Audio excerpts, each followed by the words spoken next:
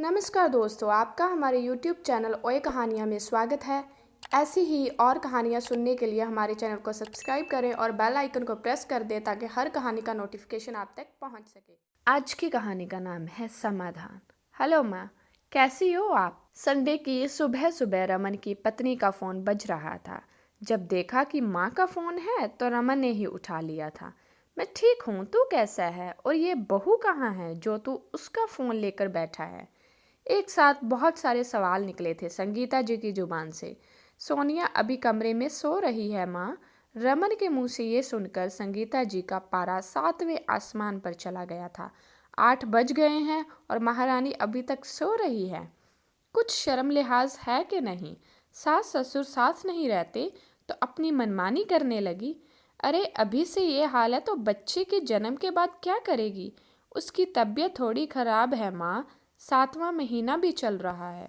रात भर घबराहट हो रही थी तो नींद नहीं आई, इसलिए अभी कमरे में आराम कर रही है। अरे ये सब तो बहाने हैं काम नहीं करने के। हमने भी बच्चे पैदा किए हैं, पर कभी मजाल है कि काम से जीत चुराया हो? मुझे ही आना पड़ेगा। डिलीवरी के बाद बच्चे को संभाल ले। तुम्हारी बीवी के बस का नहीं है? हाँ माँ, ज़रूर। आपके रहने से हमें भी हिम्मत मिलेगी। नियत समय पर सोनिया ने एक स्वस्थ बच्चे को जन्म दिया और संगीता जी भी अपना सामान लेकर रमन के पास आ गई, अपने पोते को संभालने। उनके आने से सोनिया को कितना आराम मिला होगा, आप ऐसा तो नहीं सोच रहे ना? सोचिएगा भी नहीं, क्योंकि यहाँ तो उल्टी गंगा बह रही थी। 15 दिन बाद ही सासू माँ ने सोनिया को रसोई संभालने का फरमान जारी कर दिया, जिसकी शुरुआत होती संगीता जी की सुबह की चाय से, जो उन्हें ठीक 7 बजे चाहिए होती थी।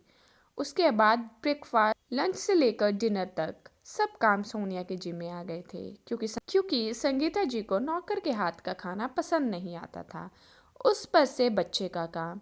संगीता जी का मानना था कि जितना माँ अपने बच्चे को छुएगी उतना ही उनकी बॉन्डिंग बढ़ेगी, इसलिए बच्चे को मसाज करना, नैपी बदलना, नहलाना इत्यादि काम भी सोनिया के जिम्मे ही। संगीता जी बस अपने पोते को लेकर बैठी रहती थी। धीरे धीरे सोनिया की तबीयत बिगड़ने लगी। बच्चा पैदा होने के बाद पौष्टिक खाना और आराम मिलना तो दूर, यहाँ तो सोनिया को ही सासू माँ की सेवा करनी पड़ रही थी। और एक दिन जब सोनिया ने सासू माँ को फ़ोन पर अपनी बहन से कहते हुए सुना कि बच्चे और घर को संभालते संभालते मैं थक जाती हूँ, सोनिया को कुछ नहीं पता बच्चे की परवरिश के बारे में।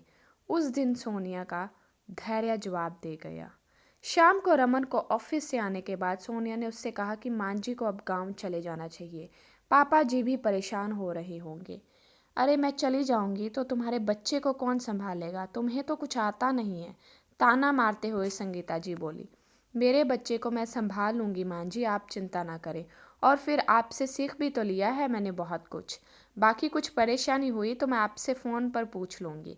हमारे लिए आप पहले ही बहुत तकलीफ़ उठा चुकी हैं, सोनिया ने शालीनता से कहा। कल ही मैं आपकी टिकट करवा देती हूँ।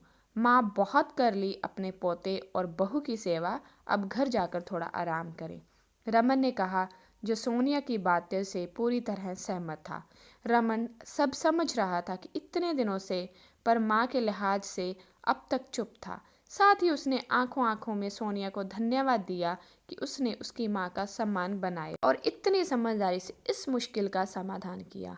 अगले दिन संगीता जी अपने घर गांव जा चुकी थी और सोनिया एक एजेंसी में फ़ोन लगा रही थी मेड भेजने के लिए, ताकि ज़्यादा से ज़्यादा समय वो अपने बच्चे के साथ व्यतीत कर सके।